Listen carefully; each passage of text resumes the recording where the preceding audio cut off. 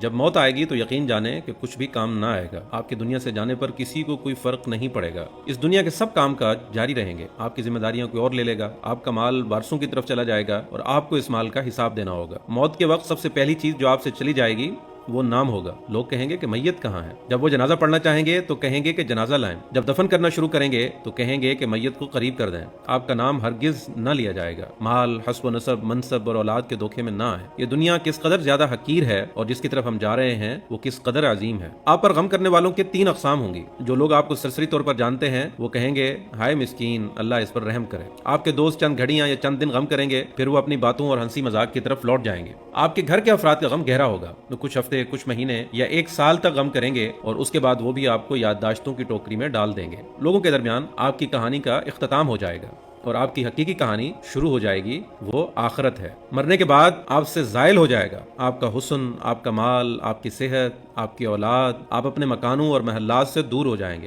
شوہر بیوی سے اور بیوی شوہر سے جدا ہو جائے گی. آپ کے ساتھ صرف آپ کا عمل باقی رہ جائے گا. یہاں یہ سوال پیدا ہوتا ہے کہ آپ نے اپنی قبر اور آخرت کے لیے بھی ابھی سے کوئی تیاری کی ہے؟ یہ وہ حقیقت ہے جو غور و فکر کی محتاج ہے، اس لیے آپ اس کی طرف توجہ کریں. فرائض، نوافل، پوشیدہ صدقہ، نیک اعمال، تہجد کی نماز اور اچھے اخلاق کی طرف توجہ کریں، شاید کہ اس سے نجات ہو جائے. مرنے والے کو اگر اس دنیا میں واپس لوٹایا جائے تو وہ صدقہ کرنے کو ترجیح دے گا، جیسا کہ اللہ تعالیٰ کا فرمان ہے رب لولا اخرتنی الی اجل قریب فاصدق. اے میرے رب، تو نے مجھے قریب مدت تک مہلت کیوں نہ دی کہ میں صدقہ کرتا. وہ یہ نہیں کہے گا کہ میں نماز ادا کر لوں یا میں روزہ رکھ لوں یا میں حج اور عمرہ کر لوں. علماء کہتے ہیں کہ میت صرف صدقے کا ذکر اس لیے کرتی ہے کیونکہ وہ اپنی موت کے بعد اس کے عظیم اثرات دیکھتی ہے. لہٰذا زیادہ سے زیادہ صدقات و خیرات کریں. اور بہترین چیز جس کا آپ ابھی صدقہ کر سکتے ہیں وہ آپ کے وقت میں سے 10 سیکنڈ ہے. آپ خیر خواہی اور اخلاص کی نیت سے اس تحریر کو دوسروں تک پہنچائیں، کیونکہ اچھی بات کہنا بھی صدقہ ہے. اگر آپ اس تحریر کے ذریعے سے اور اس ویڈیو کے ذریعے سے لوگوں کو یاد دہانی کروانے کی کوشش کریں گے تو قیامت کے دن اسے اپنے ترازو میں پائیں گے.